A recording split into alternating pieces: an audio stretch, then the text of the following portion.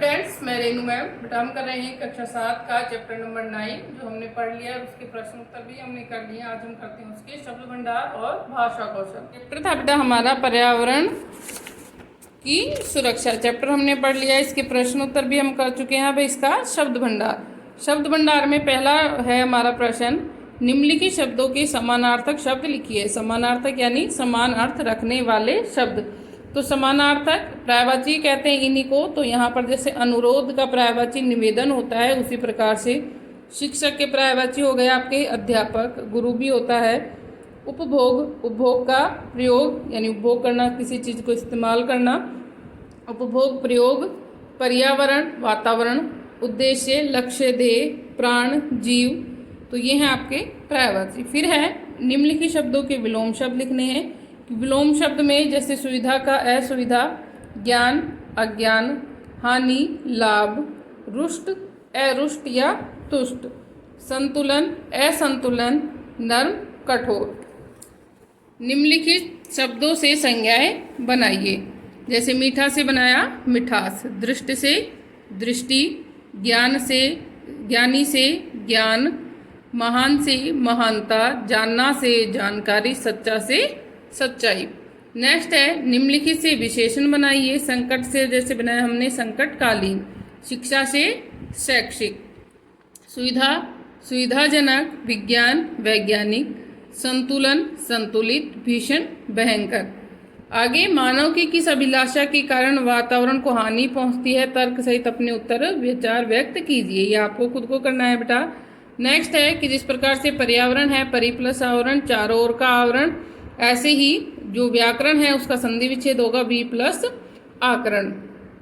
विशेषण शब्द का अर्थ स्पष्ट करते हुए उसकी परिभाषा दीजिए। तो विशेषण का अर्थ होता है विशेषता सूचित करने वाला शब्द। विशेषण का अर्थ होता है विशेषता सूचित करने वाला शब्द। तो इसकी परिभाषा है संज्ञा या सर्वनाम की विशेषता बताने वाले शब्द को विशेषण कहते हैं। विशेषण की परिभाषा क्या होगी बेटा? संज्ञा या सर्वनाम की विशेषता बताने वाले शब्द विशेषण कहलाते हैं। नेक्स्ट है कविता में से 5 विशेषण और 5 भाववाचक संज्ञाएं वो चुनकर हमें लिखनी है। कि कविता में आपके जो कविता में शब्द आए हैं उनमें 5 आपको विशेषण और 5 जो संज्ञाएं हैं वो लिखनी है। संज्ञाएं कोई सी भी हो सकती है, व्यक्तिवाचक, जातिवाचक, भाववाचक। नीचे दिए गए शब्दों का वाक्यों में इस प्रकार प्रयोग कीजिए कि अंतर स्पष्ट हो जाए। कि नीचे कुछ शब्द दे रखे हैं जो सुनने में समान लगते हैं, उनके इस तरह से वाक्य में प्रयोग करो कि उनका अर्थ समझ में आ जाए। जैसे शब्द है दिन और दीन। दिन और दीन। दिन मतलब जो रात दिन होते हैं वो, और दीन मतलब होता है गरीब लाचार। तो दिन का वाक्य में हो गया मैं कल पूरा दिन पढ़ाई करता रहा। दिन हो गया वह बहुत ही दीन है। फिर है नेक्स्ट आपका नियत और नियत। नियत और नियत। नियत हो गया नियत समय। नियत हो गया आपका जैसे कि किसी निश्चित हो गया। नियत मतलब होता है निश्चित, तो वह नियत समय पर आ गया। नियत यानी किसी की जो नियत हो गया आपको, जैसे उसकी मनोदशा, उसका जो भाव है वो क्या है, उसकी नियत ठीक नहीं लगती। नियत मंशा हो गया, इरादा। तो नियत ये उसकी नियत ठीक नहीं लगती। तुल्य है तुलने के योग्य, शब्द तुल धातु से बना है। उसी प्रकार से यहाँ पर कुछ शब्द दे रखे हैं जिनको हमें अर्थ बताने। विज्ञान हो गया विशेष ज्ञान। कार्य कोई काम। खाद्य खाने योग्य। तो ये हैं आपके शब्द भंडार था वो कंप्लीट हो गया। अब है पर्यावरण को प्रदूषित करने वाले मुख्य 3 तत्व हैं, दूषित वायु, दूषित जल और दूषित मृदा। इस कथन को स्पष्ट करते हुए एक अनुच्छेद लिखना है आपको। अब है ये आपका 9 चैप्टर था वो कंप्लीट हो चुका है। अब करते हैं हमारा पाठ नंबर 10, हंसी एक अनुपम टॉनिक। इस पाठ में हंसी की वैज्ञानिक व्याख्या देकर इसके महत्व और स्वास्थ्य पर पड़ने वाले सुप्रभाव को स्पष्ट रूप से विस्तार पूर्वक व्यक्त किया गया है। तो ये पाठ है जो एक हंसी जो पाठ में है, हंसी की वैज्ञानिक व्याख्या देकर कि हंसी है उसकी वैज्ञानिक व्याख्या देकर हंसी का महत्व और उसका स्वास्थ्य पर क्या प्रभाव पड़ता है ये बताया गया है। एक व्यक्ति के गुलाब के फूल के साथ में काल्पनिक वार्तालाप के माध्यम से हंसी के वास्तविक तात्पर्य तथा सदा बनाए रखने की विधि का भी निरूपण किया गया है। इसके साथ साथ में पाठ में ये भी बताया गया है कि किस तरह से हम अपने ये एक व्यक्ति है जो फूल से बात करता है और उसके माध्यम से उसे पता चलता है कि हंसी का वास्तविक तात्पर्य क्या है और हम हमेशा उसको किस तरह से बनाए रख सकते हैं हंसी को। यह एक स्वयं सिद्ध तथ्य है कि मानसिक स्थिति का स्वास्थ्य से गहन संबंध होता है, कि ये सभी जानते हैं कि जो हमारी मानसिक स्थिति है उसका हमारे स्वास्थ्य पर से गहन संबंध है, यानी गहरा संबंध है। अधिकांश रोग मानसिक तनाव के कारण ही उत्पन्न होते हैं, कि बहुत से अधिकतर रोग ऐसे हैं जो मानसिक तनाव के कारण ही होते हैं। एक स्वस्थ व्यक्ति कोई भी अशुभ समाचार सुनकर आकुल हो जाता है, कि एक सही जो स्वस्थ व्यक्ति है उसमें स्वस्थ है, वो कोई भी बीमारी उसको नहीं है, वो कोई अशुभ समाचार सुनता है तो वो आकुल हो जाता है, एकदम से परेशान हो जाता है तथा निराशा उसके चेहरे पर स्पष्ट दिखाई देने लगती है। और क्या होता है, उसके चेहरे पर जैसे ही कोई वो अशुभ समाचार सुनता है वो अपने आप से उसके चेहरे पर हमें उसके भाव देखकर पता चल जाता है कि वो परेशान हो गया है, हैरान हो गया है, निराश हो गया है। इसका कारण है मानसिक तनाव, और इसका मुख्य कारण क्या है, मानसिक तनाव। इसके विपरीत हंसी मस्तिष्क की नसों को इस प्रकार प्रभावित करती है कि निराशा और आकुलता दबने लगती है। और इसके दूसरी तरफ जो हंसी है जो मस्तिष्क की नसों को इस प्रकार से प्रभावित करती है कि जो निराशा और आकुलता है वो दबने लगती है, यानी वो दूर हो जाती है, तथा पाचन क्रिया है वो उत्कृष्ट हो जाती है। जो हमारी पाचन क्रिया है वो भी अच्छी हो जाती है। रक्त प्रवाह में उत्तमता आ जाती है, जो हमारे रक्त का प्रवाह है वो भी अच्छा हो जाता है तथा व्यक्ति ताजगी का अनुभव करने लगता है, और साथ साथ में व्यक्ति क्या है वो ताजगी का अनुभव करने लगता है। तो हंसी के कारण क्या होता है कि निराशा है और आकुलता वो दबने लगती है, पाचन क्रिया उत्कृष्ट हो जाती है और रक्त प्रवाह है वो भी उत्तम हो जाता है और व्यक्ति ताजगी का अनुभव करने लगता है। फलतः वह मुंह खोलकर ठहाका लगाता है, जिसके कारण नाक सिकुड़ जाती है और आंख बंद होने का प्रयत्न करती है। और जब ये सारी चीज़ें होती हैं तो जो व्यक्ति हंसता है मुंह खोलकर ठहाका लगाकर, यानी जब वो अपनी वास्तविक हंसता है तो उसके कारण उसकी नाक है वो सिकुड़ जाती है और आंखें बंद होने का प्रयत्न करती हैं। कंधे ऊपर उठ जाते हैं और फिर पीछे की ओर दाएं बाएं गति करता है, और जो सिर है वो कंधे हमारे ऊपर उठ जाते हैं, सिर है वो पीछे दाएं बाएं की ओर गति करता है। कि ये बताएं वास्तविक हंसी, जब हम सचमुच में दिल से हंसते हैं तब ऐसा होता है। धड़ घूमने की चेष्टा करता है, पांव धरती पर थपथपा उठते हैं, कई बार तो आंखों से आंसू भी निकल आते हैं, और कई बार तो ऐसा होता है कि हंसते हंसते हमारी आंखों से आंसू भी निकल आते हैं। ये लक्षण पूर्ण हंसी के होते हैं, जिसके बारे में यह कहा जाता है कि हंसते हंसते पेट में बल पड़ गए। तो ये जो सभी लक्षण अभी बताए आपको कि नाक का सिकुड़ना, आंखों का बंद होना, कंधे का ऊपर होना, सिर का आगे पीछे दाएं बाएं होना, धड़ का घूमना, पाँव का थपथपाना और आंसू निकल जाना, ये है पूर्ण हंसी, यानी पूरी हंसी है, जिसके बारे में कहते हैं ना हम कई बार कि हंसते हंसते पेट में दर्द हो गया या पेट में बल पड़ गए। प्रिय विद्यार्थियों, आप किसी व्यक्ति को खुलकर हंसते हुए देखकर इन सब तथ्यों का सत्यापन कर सकते हैं कि जब अगर आपको सत्यापन इस बात को सिद्ध करना है तो आपकी जब किसी व्यक्ति को सचमुच में इस तरह से हंसता हुआ देखेंगे तो आप इस चीज़ का सत्यापन कर सकेंगे, यानी आप इस चीज़ को पता कर सकते हैं कि जब जो व्यक्ति खुलकर हंसता है तो वो किस तरह से हंसता है।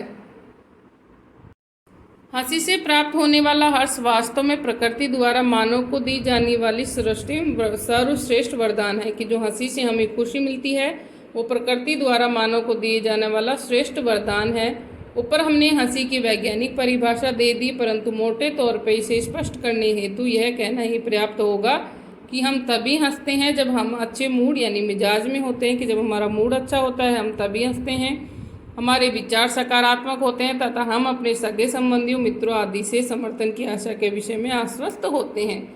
परंतु प्रकृति से हम सबको एक शिकायत भी है कि जब उसने हमें रुलाने के लिए प्याज या तो हंसाने के लिए कोई सब्जी या अन्य फल क्यों नहीं बनाया। कि जिस प्रकार प्याज काटने से आंखों में आंसू आ जाते हैं, तो प्रकृति से हमें शिकायत है कि जब रुलाने के लिए प्याज जैसी सब्जी दी तो हमें हंसाने के लिए ऐसा कोई फल या सब्जी क्यों नहीं दी। इससे यह बात सिद्ध हो जाती है कि जीवन में सुख के पल कष्टपूर्ण पलों में से कहीं कम होते हैं। कि जो इससे ये बात सिद्ध होती है कि जो जीवन में खुशी के पल हैं वो दुख के पलों से कम होते हैं। बाकी चैप्टर बेटा हम कल पढ़ेंगे। Thank you. A very pleasant good morning to dear 7th class student. As you know that chapter 4 review exercise is going on, and in today class we will start the multiple choice question of chapter 4 review exercise. After then we will start the review exercise of chapter 3. So let's start. Now first MCQ, the rational number minus 42 by 63 in a standard form is. अगर इसको मैं standard form में right करती हूँ तो क्या हो जाएगा, इसको अगर मैं 7 की टेबल से कट करती हूँ, 7 6 जा 42 एंड 7 9 जा 63, तो आंसर क्या आ जाएगा माइनस का 6/9. तो first option is a right answer. Now question number 2, out of the rational number minus 3/11 minus 3/12 minus 3/19 minus 3/13 is the greatest one is. इनमें से कौन सा ग्रेटेस्ट, देखो हमारा जो न्यूमिनेटर वो सबका सेम है, तो डिनोमिनेटर में चेक कर रहे थे, डिनोमिनेटर में कौन है 19 ग्रेटर, तो यही हमारा आंसर हो जाएगा minus 3/19 is our greater. Now question number 3, what number should be added 8/14 to get minus 2/7. अब क्या नंबर हम इसके साथ ऐड करें कि हमें रिजल्ट में माइनस 2/7 मिले, तो हम वो x नंबर कंसिडर कर ले. x कंसिडर करेंगे तो 8/14 की हम साइड चेंज करेंगे तो माइनस 2/7 माइनस 8/14 हो जाएगा, तो उसको हमें सोल्व करना है. तो सोल्व करेंगे तो इसका आंसर क्या आ जाएगा हमारा माइनस का 6/7 आ जाएगा. Question number 4, what number should be subtracted from 2/7 to get 2/7.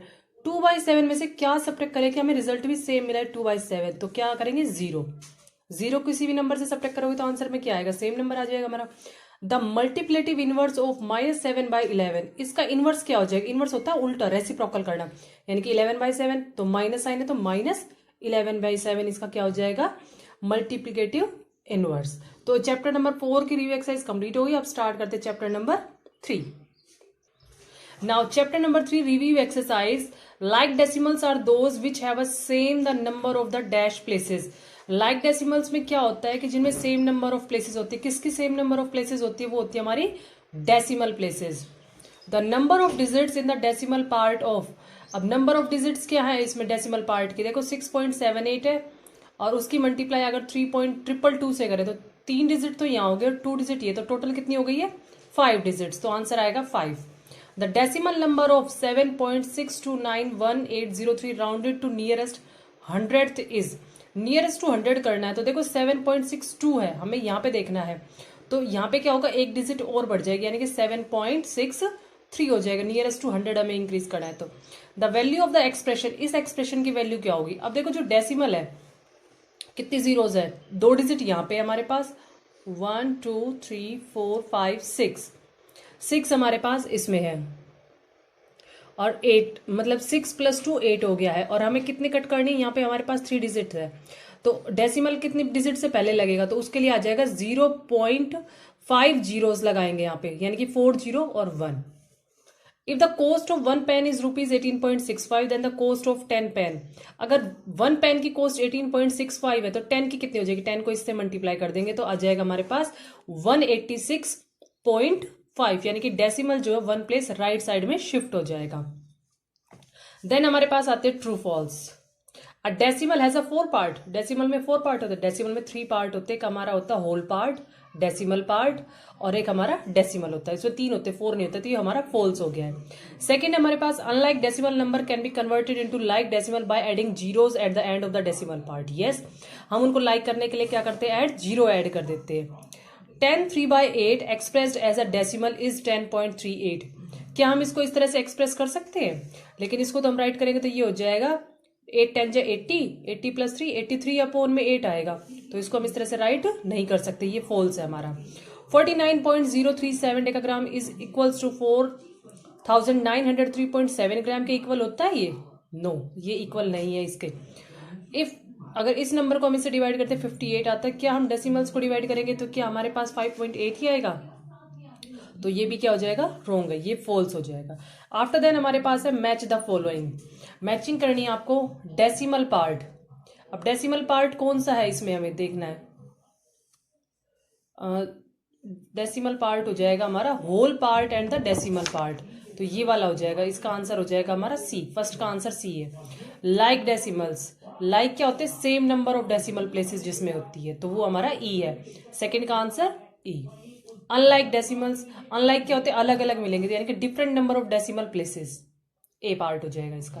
4 that 2.87 is divided by 0.7, तो इसका आंसर हो जाएगा हमारा 7 से हम इसको डिवाइड करवाते हैं तो इसका आंसर आ जाएगा 4.1 और 0.07 मल्टीप्लाई बाय 0.05 तो क्या आंसर हो जाएगा। देखो 7 5 35, तो अब हमें डेसिमल देखनी, 4 डिजिट से पहले आना चाहिए। तो यहाँ देखो 4 डिजिट से पहले डेसिमल है तो ये हमारा डी आंसर हो जाएगा। अब हम स्टार्ट करते हैं क्वेश्चन नंबर 4। इसमें हमें क्या करना है, ऐड करना है। इन सबको हम कॉलम में अरेंज करेंगे और फिर हम इसको ऐड करेंगे। सो मैंने क्वेश्चन नंबर 4 का जो हमारा ऐड है उसको मैंने कॉलम में अरेंज कर दिया इस ऐड को। अब हमें इसको सिर्फ ऐड करना है। यहाँ मैंने 0 अपने लिए पुट किया है ताकि ये लाइक हो जाए, मुझे ऐड करने में प्रॉब्लम ना आए। तो अब देखो ऐड करते हैं। हमको 8 + 3 हो जाएगा 11, 11 + 2 13 का 3 हो जाएगा। 1 हमारे पास कैरी आ गई, तो 2 + 2 4, 4 + 4 8 एंड 8 + 6 14, 14 + 1 15 का 5 हो जाएगा। 1 कैरी चली जाएगी तो यहाँ पे 9 हो गया है। 9 में हम 7 ऐड करते हैं तो हमारे पास कितना हो जाएगा 16, और 16 में 3 ऐड करें तो 19 का 9। 1 फिर से कैरी आ गई है तो ये 10 हो गया है। 10 + 6 16 और 16 + 6 22 का 2 हो जाएगा। अब 2 कैरी हो गई है, तो 2 कैरी हो गई है तो मैं यहाँ पे अगर 7 में 2 ऐड करते हैं 9 10 11, 11 में हम 9 ऐड कर देते हैं तो 20, तो 0 2 कैरी हो गया है तो 10 15 17 का 7 1 कैरी 2। तो हमारा एक कॉलम में हमने अरेंज करके ऐड कर लिया। आंसर क्या गया 270.2953। This is our answer. अब इसके बाद हमारा जो नेक्स्ट पार्ट है, सेकंड पार्ट हम यहीं पे कर लेते हैं। सेकंड पार्ट हमें गिवन है 34.62। डेसिमल के नीचे हमें डेसिमल को राइट करना है। देन 91.2458 2458 है हमारे पास। थर्ड हमारे पास 19.169। अब देखो डेसिमल के नीचे डेसिमल है, उसके बाद हमें राइट करना है। लास्ट वन है 37.814। इसे हमें ऐड करना है। अब देखो जो बाद में जो हमारा डेसिमल पार्ट है उसमें मैं जीरोस पुट कर लेती हूँ। यहाँ मैंने जीरोस पुट कर ली जहां पे कुछ नहीं है। अब यहाँ पे देखो 4 डिजिट या 3 डिजिट है, इसको भी मैंने 4 कर लिया। यहाँ भी 3 है तो यहाँ भी मैंने 4 डिजिट का नंबर बना लिया। अब देखो लाइक बन गया मेरे पास, तो अब इसको मेरे को इजी हो जाएगा ऐड करने में। अब मैं इसको ऐड कर लेती हूँ तो 8 हो जाएगा यहाँ पे एज इट इज। 9 + 4 हो जाएगा 13, और 13 में अगर मैं 5 ऐड कर देती हूँ तो कितना हो जाएगा 18 का 8, 1 कैरी आ जाएगी मेरे पास। अब देखो 6 4 10 12 13 14 का 4 हो जाएगा। अगेन 1 कैरी हो जाएगी मेरे पास, तो 9 10 12 और 6 16 का 6 हो जाएगा। यहाँ पे फिर से हमारे पास क्या आ जाएगा, सॉरी यहाँ पे आ गया 8 + 1 9, 9 + 2 हो जाएगा हमारे पास 11, 11 + 6 17, और 17 में 1 कैरी ऐड करेंगे 18 का 8, 1 कैरी हो गई है अब हमारे पास। तो देखो 9 + 1 10, और 10 में 7 ऐड करेंगे तो हमारे पास 17, 17 में 4 ऐड करेंगे 21, और 21 में 1 ऐड करेंगे 22, तो 2 कैरी हो गई है अब हमारे पास। तो 2 कैरी हो गई है तो अब यहाँ पे देखो 9 + 10, और ये हो जाएगी 3 + 3 16, 16 में हम 2 ऐड कर देते हैं तो कितना हो जाएगा 18। तो आंसर आ जाएगा 182.8488। ये हमारा ऐड का आंसर आ जाएगा। तो क्वेश्चन नंबर 4 के मैंने दोनों ही पार्ट आपको सोल्व करवा दिए हैं। अब हम नेक्स्ट क्वेश्चन स्टार्ट करते हैं, subtract. So question number 5 subtract है। सब्ट्रैक्ट करना है 87.634 फ्रॉम 91.632 को। तो इसको सब्ट्रैक्ट करते हैं। देखो कॉलम में हम इसको पहले अरेंज करते हैं। 91.632, उसमें से हमें सब्ट्रैक्ट करना है 87.634 को हमें सब्ट्रैक्ट करना है। मैंने कॉलम में अरेंज कर लिया, मैं इसको सब्ट्रैक्ट करने जा रही हूँ। तो देखो यहाँ पे 2 है, यहाँ से कैरी लेगा, 12 में से 4 चला जाएगा तो हमारे पास 8 हो जाएगा। 12 में से 3 लेस करेंगे तो हमारे पास 9 हो जाएगा। 15 में से 6 लेस करेंगे तो 9 हो जाएगा। 10 में से 7 गया 3, और 8 में से 8 गया 0। तो हमारे पास जो आंसर आएगा वो आ जाएगा 3.998। ये हमारे पास आंसर आ जाएगा। इसके बाद जो हमारा सेकंड पार्ट है वो आप लोग खुद ट्राई करोगे, वो भी हमारे पास क्या है, सब्ट्रैक्ट ही है। फिर नेक्स्ट वीडियो में हम स्टार्ट करेंगे क्वेश्चन नंबर 6 से। Thank you.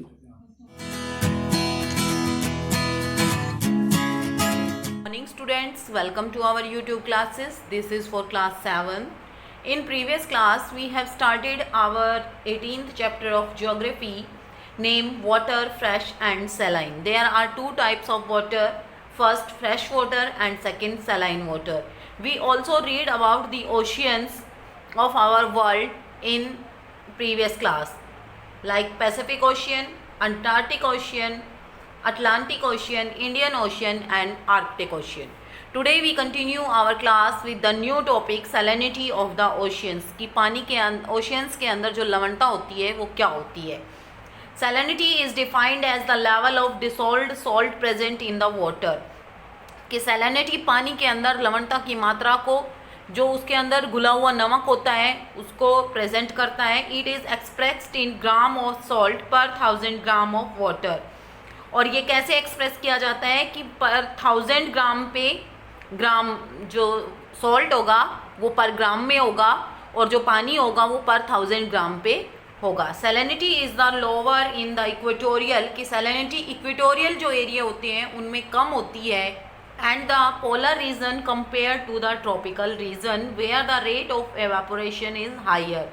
और पोलर रीजन पे कंपेयर टू ट्रॉपिकल रीजन, की ट्रॉपिकल रीजन में ज़्यादा होती है, क्योंकि जो पोलर एरियाज़ होते हैं, sorry once again I repeat it, कि जो सैलिनिटी होती है वो इक्वेटोरियल एरिया और पोलर एरिया दोनों में कम होती है. किसके कंपैरिजन में? ट्रॉपिकल रीजन्स के में, क्योंकि वहाँ पे इवेपोरेशन हायर होता है. Excessive rainfall in the equatorial region and melting of ice caps in the polar region add more fresh water in the area. कि यहाँ पे क्या होता है कि ज़्यादा बारिश जो होती है इक्वेटोरियल और जो पोलर एरिया होते हैं वहाँ पे जो आइस कैप पिघलती है, हिमटोपिया जो पिघलती है, तो वो फ्रेश वाटर में बदल देती है सैलाइन वाटर को. इसीलिए यहाँ पे क्या होता है कि ट्रॉपिकल जो एरिया होते हैं उनमें सैलिनिटी ज़्यादा होती है, जबकि जो पोलर एरियाज़ होते हैं और जो इक्वेटोरियल एरियाज़ होते हैं उनमें जो सैलिनिटी होती है वो कम होती है. However the average salinity of ocean water is 35 ग्राम पर 1000 ग्राम ऑफ वाटर. और जो एवरेज है सैलिनिटी का ओशियन वाटर का वो कितना है? 35 ग्राम पर 1000 ग्राम्स. देखो बेटा ये ऐसे लिखा जाता है 35 और ठीक है. जैसे हम परसेंटेज निकालते हैं तो हम किसी चीज़ का क्या करते हैं, परसेंटेज जैसे हमने कि 10% लिखा तो 10% के लिए हम कैसे करते हैं? ऐसे करते हैं. और पर 100 हो तो हम ऐसे करते हैं, ठीक है. और लेकिन ये किस में है? पर 1000 में है तो ये ऐसे आती है, ठीक है. तो इसका एक ये फॉर्मूला है. अब है इम्पोर्टेंस ऑफ ओशियंस, की ओशियंस की क्या इम्पोर्टेंस है. सोर्स ऑफ सी फूड, कि ये सी फूड का मतलब कि जो समुद्रों से हमें खाना मिलता है उसका सोर्स है. मॉडरेटर ऑफ ग्लोबल क्लाइमेट, जो क्लाइमेट होती है उसको मतलब कि साधारण रखने में, उसको क्षम रखने में, उसको एक लेवल जो उचित मात्रा में लेवल होता है उसको सही करने में ये काम करता है. Source of water vapour for rainfall which replenish fresh water on the अर्थ, और ये वाटर वेपर का सोर्स है जो रेनफॉल करती है और फ्रेश वाटर अर्थ के ऊपर पहुंचाती है. अब है ocean floor provide mineral oil, manganese and salt. जो ओशियन फ्लोर होती है, ओशियन का जो तल होता है वो हमें क्या क्या प्रोवाइड कराता है? मिनरल ऑयल जो अपना पेट्रोलियम निकलता है, ठीक है. मैग्नीज हमें प्रोवाइड कराता है और सॉल्ट प्रोवाइड कराता है. और क्या है? इंटरनेशनल ट्रेड, कि जितने भी ट्रेड्स होते हैं वो सारे कैसे होते हैं? ओशियन से होते हैं, ठीक है बेटा. जो मैंने आपको कल मैप दिखाया था, वर्ल्ड का मैप दिखाया था, तो उससे मैंने बताया था ना आपको कि जो अपने ओशियंस हैं उनसे हम ट्रेड करते हैं, क्योंकि वो सारे ओशियन के किनारों पे ही तो कॉन्टिनेंट्स हैं, पानी के किनारों पे ही तो कॉन्टिनेंट बसे हुए हैं. तो इंटरनेशनल ट्रेड भी कहाँ से होता है? ओशियन से होता है. इंटरनेशनल का मतलब होता है अंतर्राष्ट्रीय, एक देश का दूसरे देश से trade. Now we do the fill up of this chapter. First is the 5 oceans on the earth are. तो यहाँ पे आपको अटलांटिक ओशियन दिया गया है, इंडियन ओशियन दिया गया है और 3 ओशियंस के नाम आपके यहाँ पे रिमेनिंग है. तो हमें इन ओशियंस के नाम लिखने हैं. तो हम सबसे पहले, हमारा सबसे बड़ा ओशियन कौन सा है? Pacific ocean, PACIFIC, Pacific ocean. Atlantic ocean, Indian ocean. उसके बाद है Arctic ocean, ARCTIC, Arctic ocean. And Antarctic ocean, ANTARCTIC. CTIC। ठीक है बेटा, तो आपको ये 5 जो ओशियंस हैं इनके नेम पता होने चाहिए। पहला कौन सा है? Pacific ocean, Atlantic ocean, Indian ocean, Arctic ocean and Antarctic ocean. अब सेकंड है Pacific ocean is the dash of the 5 oceans. तो पैसिफिक ओशियन इन 5 ओशियंस में से कैसा है? छोटा है, मध्यम आकार का है या बड़ा है? तो क्या है? स्मॉलेस्ट है, लार्जेस्ट है? तो क्या है? लार्जेस्ट है। LARGEST। ठीक है। Third is the dash ocean is situated between 4 major continents, north and south America on the western side and Africa and Europe on the eastern side. कि ऐसा कौन सा ओशियन है जो 4 मेजर कॉन्टिनेंट्स के बीच में बसा हुआ है? कि नॉर्थ और साउथ अमेरिका तो इसके वेस्ट में है और अफ्रीका और यूरोप इसके ईस्ट में है। तो कल मैंने आपको जब लेसन पढ़ाया था तो मैंने बताया था कि जो अटलांटिक ओशियन है, कौन सा ओशियन? Atlantic, ATLANTIC। अटलांटिक जो ओशियन है वो 4 मेजर कॉन्टिनेंट से घिरा हुआ है, north America, south America, Africa and Europe. Fourth is the dash ocean is only ocean which is named after a country. तो ये तो सबसे इजी है क्योंकि कौन सा है? अपने इंडिया का ही इंडियन ओशियन है, INDIAN, इंडियन ओशियन जो इंडिया के नाम पे ही पड़ा है। ठीक है, एकमात्र ऐसा ओशियन है जो इंडियन ओशियन जो इंडिया के नाम पे पड़ा है, किसी कंट्री के नाम पे पड़ा है। Fifth is the smallest ocean in the world dash ocean spread around the north pole. North pole के पास कौन सा ओशियन है? तो सबसे छोटा है अपना आर्कटिक, ARCTIC। आर्कटिक ओशियन जो अपना है वो नॉर्थ पोल के अराउंड फैला हुआ है और सबसे स्मॉलेस्ट ओशियन है। Now we do the true false of this chapter. Our first is the Mariana trench lies off the coast of the Philippines. कि मैरियाना ट्रेंच कहाँ पे लाई करती है? फिलीपाइंस के जो तट है वहाँ पे। तो this is true, TRUE, true. The Indian ocean remain frozen during winter but the ice melt during summer and form icebergs. कि जो इंडियन ओशियन है वो विंटर के दौरान तो क्या हो जाता है? जम जाता है, लेकिन गर्मियों में आइसबर्ग के रूप में पिघल जाता है। तो ये क्या है? फॉल्स है, क्योंकि ऐसा कौन सा ओशियन है? ऐसा आर्कटिक ओशियन है जो नॉर्थ पोल के अराउंड फैला हुआ है। बेटा आपको ये डिफरेंसेस पता होने चाहिए। Salinity is defined as the level of dissolved salt present in water. कि जो सैलिनिटी हम डिफाइन करते हैं वो कैसे करते हैं? कि जो नमक होता है पानी के अंदर उसके द्वारा। तो this is true because we read about this in today's class. Fourth is humidity is expressed in gram of salt per 1000 gram of water. कि जो ह्यूमिडिटी है वो पर ग्राम सॉल्ट के पर 1000 ग्राम वाटर के ऊपर मापी जाती है। तो ये फॉल्स है क्योंकि ह्यूमिडिटी नहीं सैलिनिटी मापी जाती है। कौन सी मापी जाती है? सैलिनिटी। तो this is false. Fifth is salinity is lower in the equatorial and the polar region compared to the tropical region। कि जो salinity है वो इक्वेटोरियल और पोलर रीजन पे कम होती है कंपैरिजन में ट्रॉपिकल रीजन्स में। तो दिस इज ट्रू क्योंकि जो इक्वेटोरियल और इक्वेटोरियल एरिया में तो बारिश ज़्यादा होती है इसलिए वहाँ पे सैलिनिटी कम होती है, जबकि जो पोलर रीजन्स हैं वहाँ पे जो आइस कैप्स होती है माउंटेन के ऊपर जो आइस जमा होती है वो पिघलने से वहाँ पे फ्रेश वाटर आ जाता है। तो ये भी क्या है? ट्रू है। क्या है? ट्रू। अब है आपका next question. Look at the circle and make it into A pie chart by making the percentage of different kind of water on the अर्थ। अब यहाँ पे डिफरेंट काइंड ऑफ वाटर दिया हुआ है, तो कौन सा वाटर दिया गया है? सैलाइन वाटर फॉर्म्स 97.3% दिया हुआ है, और फिर इन्होंने दिया है fresh water makes up about only 2.7%। ठीक है, तो यहाँ पे हमें एक पाई चार्ट बनाना है। अब तो आप कैसे बनाओगे?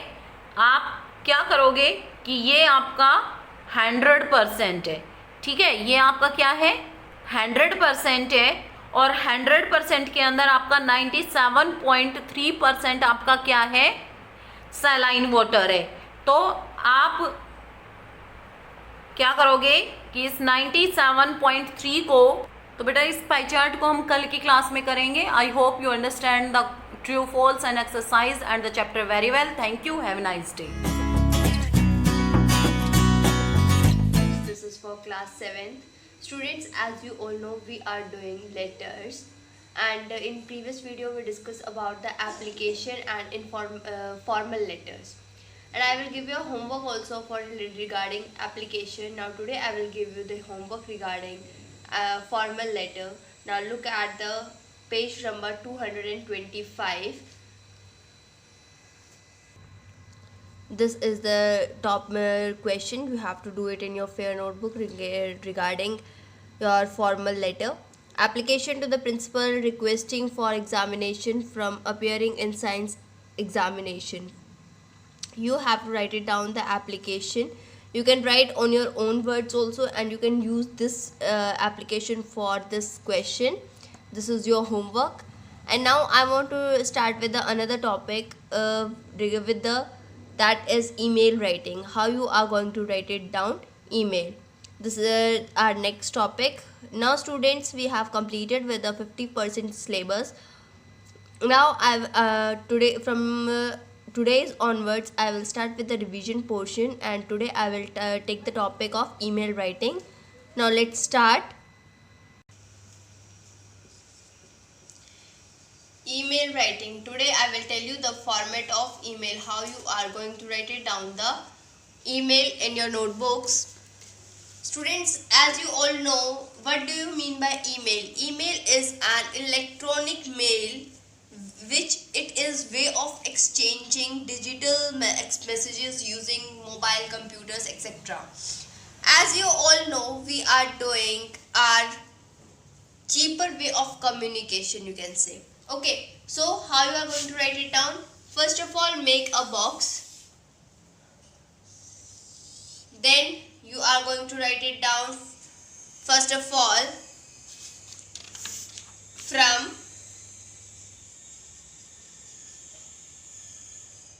to, make a line, then you can no need to write it down BCC and CC. You can write it down subject,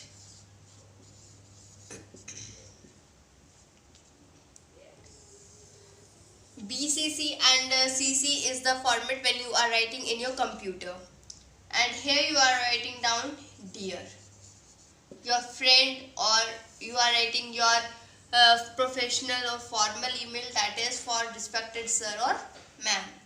from में आप लिखेंगे जो आप ईमेल सेंड कर रहा है, अपना एड्रेस लिखेगा यहाँ पे, और टू जिसको आप सेंड कर रहे हो ईमेल, उसका एड्रेस आ जाएगा.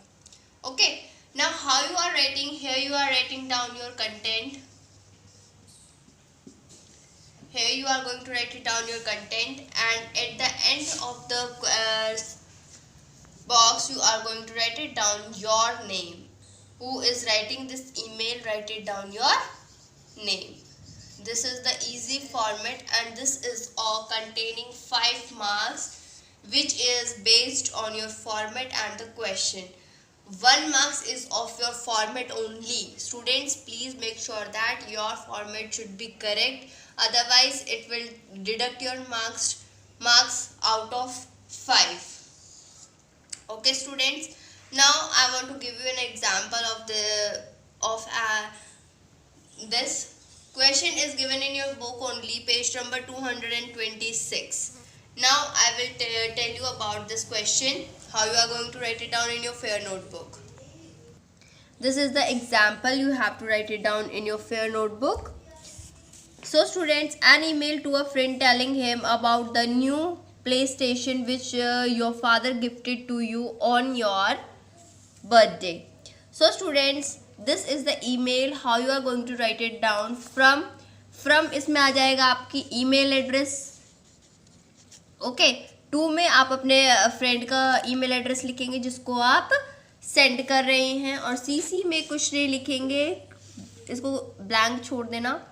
Subject PlayStation as a birthday gift. Okay students, you are going to write it down like this, and this is the content. In this content you are going to write it down ki about your PlayStation. Hi Prateek, how have you been? Thank you for the lovely birthday card. I have kept it on my study table.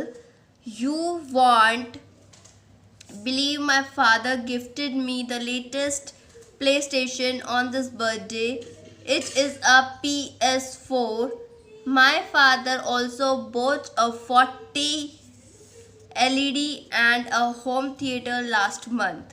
I can't explain how amazing it is to play the games on such a big screen with the best sound system. Come and visit me next week. We can play the latest games and spend a nice evening together. Take care, Ritesh. In this question, you are writing down. In this question, he is writing about his PlayStation कि उसके father ने उसको birthday पे PlayStation gift किया है, और last month उसको LED और होम थिएटर लेकर आए थे. So students, you are not going to use this format. What I told you, you have to write it down like this, and जो भी मैंने आपको बोर्ड पे बताया है आप उस तरीके से लिखेंगे. इस फॉर्मेट को यूज़ नहीं करेंगे. This format is from for the when you are using this form you are इस फॉर्मेट को आप तब यूज़ करेंगे जब आप ईमेल, कंप्यूटर या फिर फ़ोन में टाइप करते हैं, तब इस फॉर्मेट को यूज़ करते हैं. उस अदरवाइज़ आप जो मैंने अभी बोर्ड पे समझाई है आपको ईमेल, आप उसी फॉर्मेट को यूज़ करेंगे. Okay students, now this is your homework. You have to write it down this format of email, example of email in your fair notebook, and a letter and an application. This is the application regarding your principal requesting for exemption from appearing in science exam. Now I will explain you this is also how you are going to write it down and what is the meaning of this letter. You are writing this 8th October, the principal, your school name. Then this is to state that I am a student of class 7th A of your school. I regret to inform you that due to family commitments I would not be able to appear for my science examination on October 25. My elder brother's marriage is scheduled on the same day in Delhi. मैंने इस letter में उस application में उसने request की है कि मैं साइंस का एग्ज़ाम नहीं दे पाया था, तो जो 25 अक्टूबर को था, सेम डेट को मेरे ब्रदर की शादी थी, so I can't be able to appear that exam. So he is, therefore I will be leaving with my family 2 days before the wedding and will be flying back on October 26. However, I will be taking the rest of the papers on the scheduled date. I am sincere student and had scored 90 above marks in the half yearly exams. I hope that it will be taken into account of my candidature and best solution will be offered to me by the school to attend the examination separately once I am back in town. I therefore request you to kindly consider my case. In this situation, easily you are understood this letter, what is the meaning of this letter. So students, you can write it down in your own words also. Otherwise, this is very easy language. You can use this language also for this writing this application, and you can use these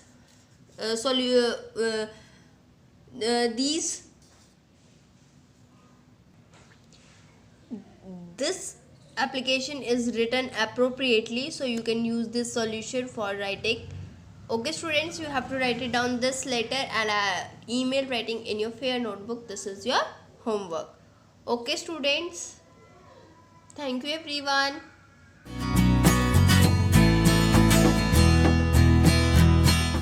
A very pleasant morning to all my dear student of class 7. This is Vinita ma'am, your science teacher, welcoming again to all of you on our YouTube channel of online classes. Student, as you know that in our upcoming videos, we are providing you the best facility for the revision work of your S7 preparation. So continue student, this series I am going to discuss chapter. So student, we are going to do the chapter 8 exercise revision work. See student, these are the self-check question that we are going to discuss of the chapter 8. Firstly, these all are the inside question. Fill in the blanks given है student, आपको fill in the blanks के form में questions given. The first one is living organism provide the organic matter called dash to the soil. ऐसी क्या चीज़ है जो living organism provide करते हैं ऑर्गेनिक मैटर के फॉर्म में सॉइल को? हम उसे स्टूडेंट ह्यूमस बोलते हैं. This is the humus. Okay, HUMUS humus. The arrangement dash form the framework of the soil. Leave this question, we will discuss it in our later classes. The arrangement of soil horizons in the soil is known as soil profile. जो soil horizons होते हैं student, हम उसे soil profile बोलते हैं. Different soil horizons होती हैं, A, B, C, E. Okay, soil formation is a dash process. soil formation कैसा प्रोसेस स्टूडेंट? ये बहुत ही स्लो प्रोसेस है, स्टेप वाइज प्रोसेस है, बिकॉज बहुत ही टाइम टेकन लगते हैं इसमें. बहुत ही thousands of years to form a layer of soil is required and very, आप कह सकते हो only few centimetre thick soil form होती है. Top soil is rich in humus. आपको पता है जो हमारी टॉप सॉइल होती है that is rich in humus because वो ब्लैक कलर में होती है, डार्केस्ट लेयर होती है और बहुत ही ज़्यादा ह्यूमस होता है. Okay, the next we are going to do the self check question that is given on the page number 96. True false है student. First is sandy soil is mostly found in polar region. जो हमारी sandy soil है वो student polar region में find out होती है. Polar region में soil found होना, वो भी sandy soil, it is very tough because वहाँ पे ऑलरेडी टेम्परेचर कैसा होता है देखिए, बहुत ही कोल्ड होता है, तो सैंडी सॉइल का चांस ही नहीं होता है. So this statement is false. A combination of sandy and loamy soil gives clay soil. Student, ये भी statement false है because sandy soil loamy soil का combination clay soil नहीं होता है, बल्कि जो loamy soil होता है sandy soil और clay soil इन दोनों का combination होता है. So this is also false. Increasing vegetation help to prevent soil erosion. ये स्टूडेंट जो हमारी इंक्रीजिंग वेजिटेशन है वो हमारे सॉइल इरोजन को प्रिवेंट करती है बिकॉज जितनी ज़्यादा हम वेजिटेशन वनस्पतियाँ पेड़ पौधे लगाएंगे उतना ही हमारा सॉइल इरोजन बचेगा. So this is true. In desert area soil erosion occurs mainly through water. Desert area में वाटर से सॉइल इरोजन होना इट्स वेरी टफ बिकॉज वहाँ पे ऑलरेडी स्कैसिटी ऑफ वाटर होता है, सो वाटर की वजह से सॉइल इरोजन होना, this is false. In addition to the rock particle the soil contain water and air. जो हमारे रॉक पार्टिकल्स हैं वो तो सॉइल में होते ही हैं, उनके साथ हम वाटर एंड एयर भी होती है उस सॉइल में. सो this is true because water की कुछ क्वांटिटी होती है तभी वो सॉइल जो है बाइंड रहती है, एयर की वजह से सॉइल हमारी पोरस रहती है. So student, now move back to the chapters exercise. Here we are having the MCQs questions. First is loam is the mixture of. Loam किस चीज़ का मिक्सचर होता है स्टूडेंट? जैसे अभी मैंने आपको बताया कि लोमी सॉइल जो होते हैं वो सैंडी एंड क्ले सॉइल का मिक्सचर होते हैं. So options are sand and clay, sand silt, clay and gravel, clay and silt, and the right answer is student sand and clay. Now the move to the question number 2 that is which of these are weathering agents. कौन से हमारे weathering agents होते हैं? Weathering agent means the agent that are related to the weather, जो weather process में help करते हैं, weathering process में हेल्प करते हैं. Wind, temperature, water, all of this.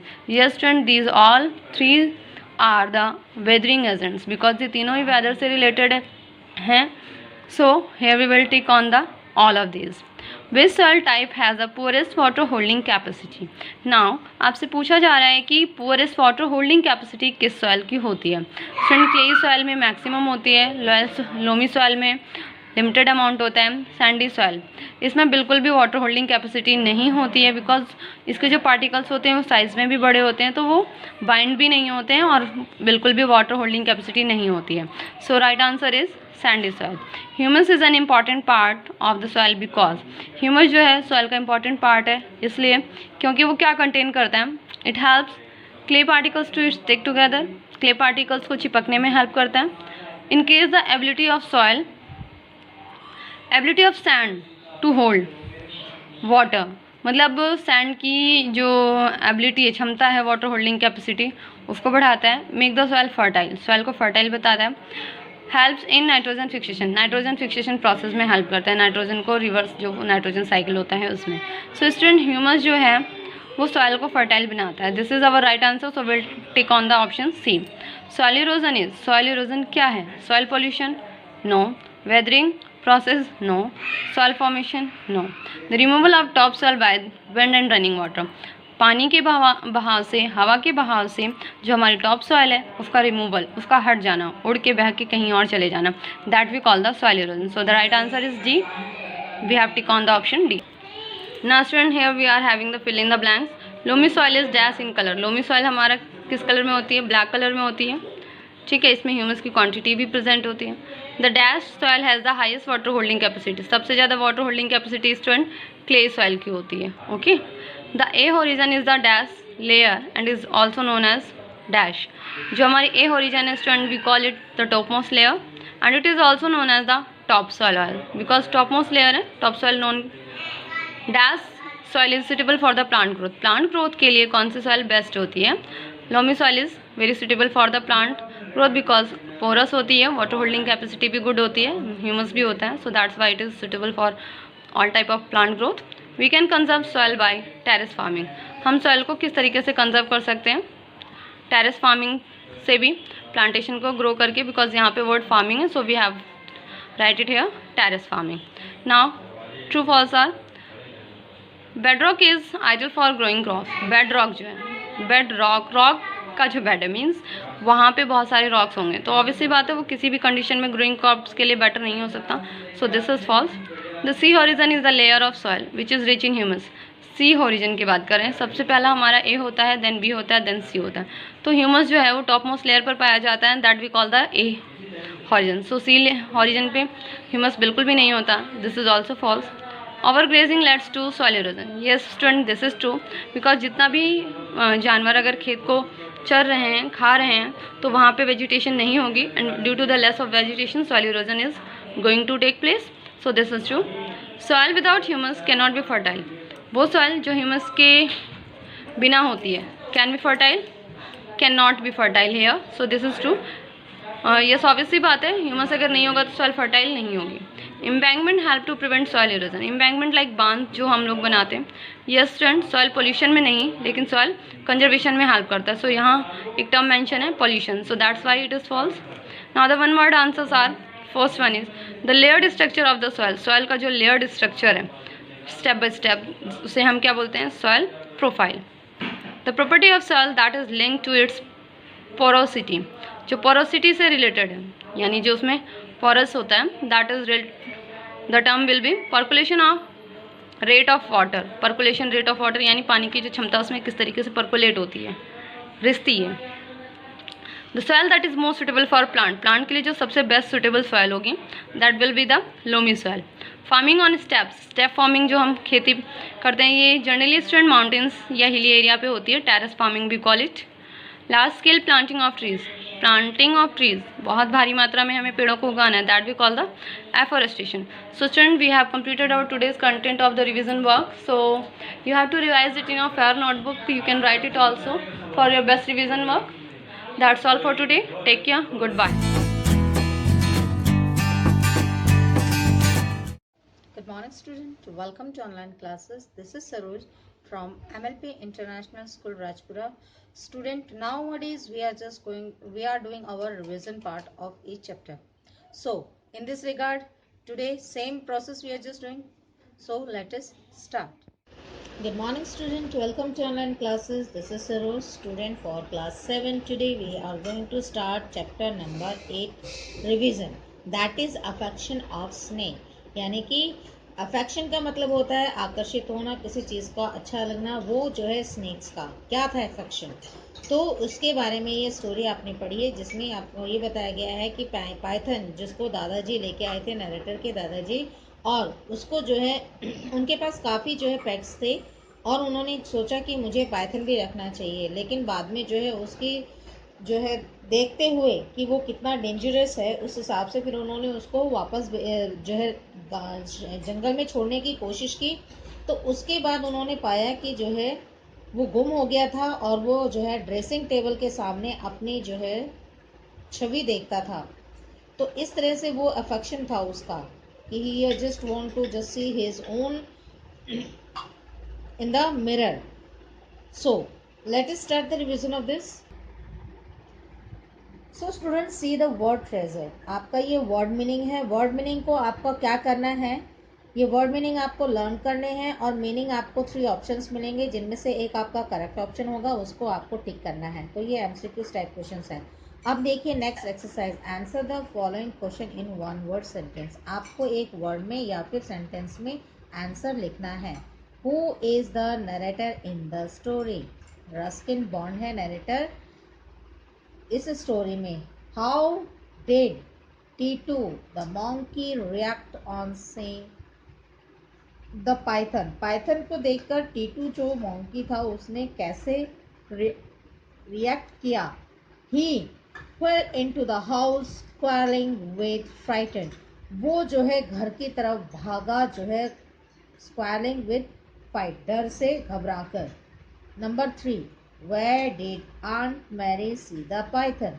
On the guava tree. Aunt Mary ने पाइथन को कहाँ देखा, गुआवा ट्री के ऊपर। मल्टीपल चॉइस क्वेश्चन देखिए एमसीक्यूज का। Take the correct option and complete the sentences. और ये जो सेंटेंसेस हैं आपको अकॉर्डिंग टू द चैप्टर ही आपको कंप्लीट करने हैं। अब देखिए, grandfather impress the gathering by dash the python over the shoulder and walking home with it, keeping, slinging and hanging। तो यहाँ पे क्या आपका करेक्ट ऑप्शन है, स्लिंगिंग, यानी कि ग्रैंडफादर ने जो है इम्प्रेस्ड हो गया और पाइथन को अपने जो है शोल्डर के चारों तरफ लटका करके घर की तरफ चल पड़ा। Now see the second one. The noise brought grandmother on the dash, courtyard, balcony, veranda। तो यहाँ पे इसका करेक्ट ऑप्शन आएगा वरांडा, कि ग्रैंड मदर को जो है आवाज ने जो है वरांडा में बुलाया। Number 3, she will leave the minute she knew their dash in the house, snake, ghost, danger. यानी कि अगर उसको पता चला कि घर पे स्नेक है, यानी कि करेक्ट ऑप्शन स्नेक है। स्नेक है तो वो 1 मिनट नहीं लगाएगी वापस जाने में। Number 4, and so in my Vestic presence, grandmother took the python into the dash and placed it in the tub, bathroom, courtyard and garden। तो यहाँ पे करेक्ट ऑप्शन है बाथरूम, यानी कि और इसी तरह से प्रेजेंस में ग्रैंडमदर के ग्रैंडफादर ने जो है पाइथन को कहाँ रखा, बाथरूम में, टब के नीचे। अब नंबर 5 देखिए, Aunt Mary came on a visit for dash 3 weeks, 2 weeks, 1 week। तो 3 weeks जो है इसका करेक्ट ऑप्शन है। आंट मेरी जो है 3 हफ्तों के लिए विजिट पर आई थी। Number 6, towards evening we were startled by a dash from the garden, noise, scream and cheers. तो यहाँ पे इसका स्क्रीम जो है करेक्ट ऑप्शन है, कि एक इवनिंग जो है वो स्क्रीम फ्रॉम द गार्डन, उनको गार्डन की तरफ से कोई आवाज आई। तो नंबर 7 देखिए, grandfather set about preparing a large cage with a mirror at one end, each one either. तो 1 इसका करेक्ट ऑप्शन है। ग्रैंडफादर ने एक केज बनाया लार्ज केज, जिसमें एक एंड पर क्या रखा, मिरर। नाउ स्टूडेंट अब आप देखिए इसका true false statement. Grandfather took the python on his hand and return home. तो ये उसका जो है स्टेटमेंट गलत है, क्योंकि अकॉर्डिंग टू द चैप्टर उन्होंने जो है अपने शोल्डर की तरफ ग्राउंड उसको रखा हुआ था, ना कि जो है हैंड पर। अब नंबर 2 देखिए, T2 the monkey was swinging from the branch of the mango tree। तो ये जो है फॉल्स स्टेटमेंट है, मैंगो ट्री नहीं है, वो बैनियन ट्री है। अब नंबर 3, सो यहाँ पे मैंगो ट्री है, ये जो फॉक्स है वो स्विंग कौन से ट्री पे कर रहा था? Sorry, it was not the banyan tree, it was guava tree. अब नंबर 3 देखिए, grandmother was interested to keep the python in the house as their pet. grandmother जो है नए जो है पेट के रूप में पाइथन को घर पे रखने में इंटरेस्टेड थी, तो ये स्टेटमेंट आपका फॉल्स है. She was against of it. Number 4.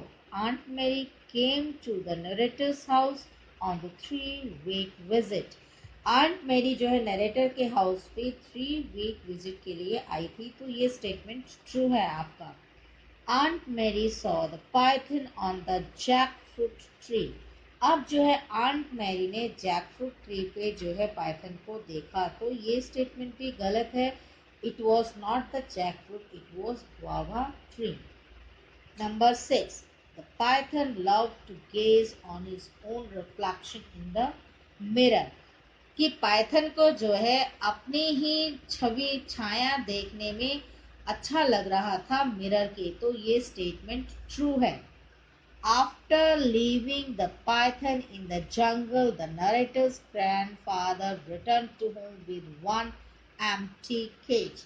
यानी कि जंगल में पाइथन को छोड़ने के बाद नरेटर के दादाजी वापस उस खाली जो है केज को वापस ले आए, तो ये स्टेटमेंट भी आपका फॉल्स है. पाइथन को जो है जंगल में केज के अंदर ही छोड़कर और केज का जो है मेन होल खोल के वापस आ गए थे, वो साथ लेके नहीं आए थे. सो this is the thing. So student, अब ये वीडियो आपका यहीं तक है. आपको करना क्या है, what you have to do, आपको इसको रिवाइज कीजिए and the questions will be in the ऐसे one according to the MCQs. So उसी हिसाब से जैसे मैंने आपको बताया वो रिविजन कीजिए, और आपको एक बार और जो इसका मैं आपको बताऊंगी more apart of this MCQs. So student, जो मैं आपको हमेशा बताती आई हूँ, आपको क्या करना है, पहले वीडियो को लाइक करें, शेयर करें और चैनल को सब्सक्राइब करें, और साथ ही साथ बेल आइकन पे क्लिक करना ना भूलें. Thank you, take care and bye.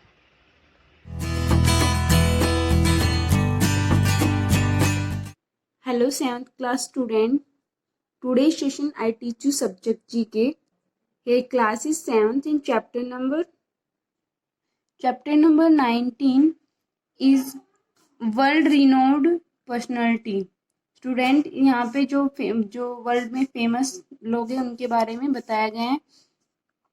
First one is he was 16th president of United State of America who lead the country to the victory American civil war. तो ये 16th president थे India के, America के, और इनका name था Abraham Lincoln.